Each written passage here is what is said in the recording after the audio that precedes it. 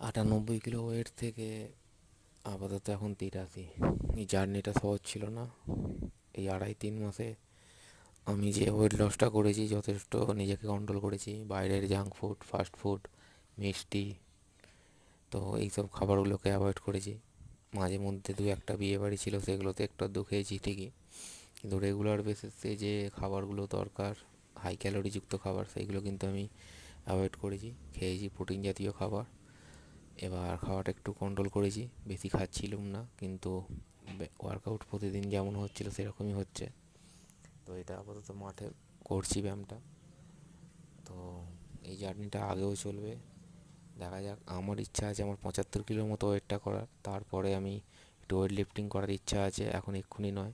কারণ এখন শরীরের ওয়েটটা নিয়ে যে আমি ফ্রি হ্যান্ড এক্সারসাইজগুলো করছি, এইগুলোই এখন যথেষ্ট আমার পক্ষে। দেখা যাক ভবিষ্যতে কতটুকু আমি আমার স্বপ্ন পূরণ করতে পারি। বন্ধুরা, তোমরা একটু লাইক টাইক করো, পাশে থেকো, তাহলেই হবে।